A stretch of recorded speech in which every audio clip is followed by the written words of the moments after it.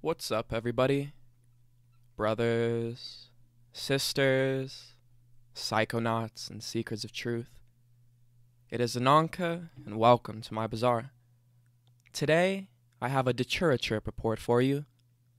The title of this trip report is Mystical Night of Glowing Ghosts and Dreams, and was submitted to Erowid in 2004 by the user Peaceful Tripper 05.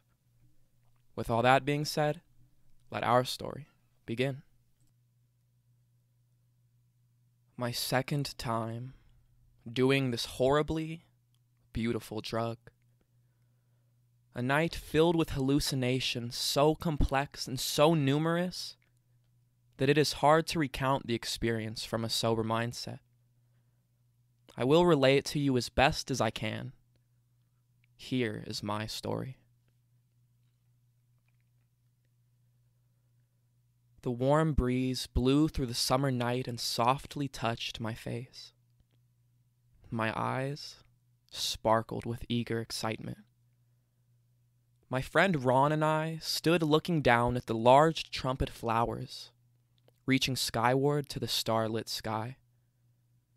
We knelt down and carefully clipped off several dark green, soft-skinned leaves, as well as a few of the spiny green/brown seed pods, and a single sweet-smelling flower. Having collected our loot, we set off on the brisk walk back to my friend's house. Upon arriving, we threw open the back door and proceeded to the kitchen. We got out the cutting board and, since I read that the seeds are the most potent part, cut open a seed pod apiece. After removing the spiny outer layer, we both put about 40 to 60 seeds on a spoon and ate them, past the point of no return. I went into the living room and sat down on the couch, ready to play Vice City and watch Scarface. For an hour or so, I felt fairly normal, although especially into the video game I was playing. After an hour and a half, I began to feel very drunk, but not really. It was very strange. To me, the first effects of Datura resembled that of ether, which I first heard of in Fear and Loathing in Las Vegas, and am very fond of. My mindset seemed almost sober, although I had very little control of my appendages. I confirmed that Ron felt this way also, being that we were sharing our excitement at feeling the first effects of the drug. Then, after about 2.5 hours, the visions began to take hold. The room began to rhythmically change hue and color as the walls began to shudder. Amazed by the sight, I began to talk quickly and excitedly to my friend, only to look over at him after about 5 minutes of talking and realize he was no longer there. Undisturbed by his absence, I sat back and calmly let the visions spring forth. Sitting there, I began to feel as if I no longer had a body. I felt light and weightless, and was not sure if I was sleeping or not.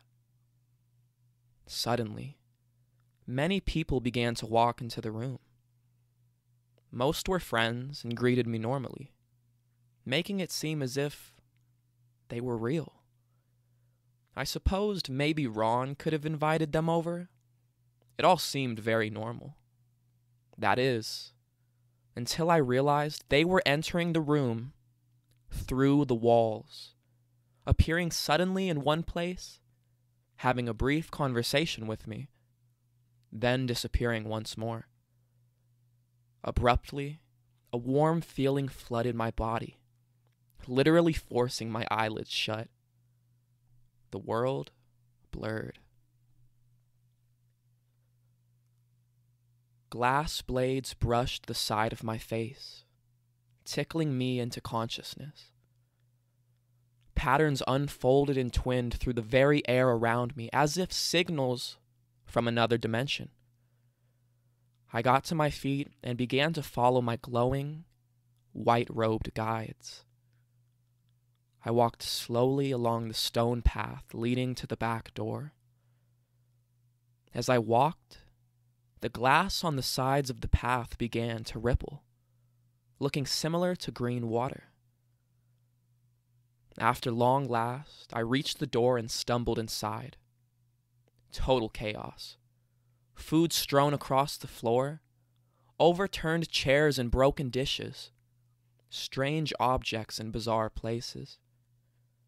The clock read 4:42 a.m., about 5 hours since takeoff. Ignoring the mess, I pick my way to the living room where I found Ron sniffing the glass of the window. We said a few words to each other, and then he was drowned out by the music that began to pound in my ears. It was a song called Thrasher by Neil Young. It was so loud, so I tried to turn it down only to find that the radio was off. Confused, I began to walk very slowly down the hall into the bathroom. Down the windy halls of friendship, to the rose clip by the bullwhip, the motel of lost companions waits with heated pool and bar. The words of the song rung throughout my soul, and I began to see glowing lights around me. To my amazement, the lights changed form and shape to become many people I had known who had died. And so it was that I walked and talked with glowing ghosts. I smoked bowls and talked of old times with friends and loved ones I thought were forever lost to me. It was truly a life-changing experience. So complex were the hallucinations that I was really able to view, for one last time, the exact behavior and personalities of people long dead. Datura, while a potentially dangerous substance, has only brought me joy and wondrous experiences. I hope to all that try it that they have experiences such as mine and are able, even for a brief amount of time, to enter into this mystical world of spirits and ghosts.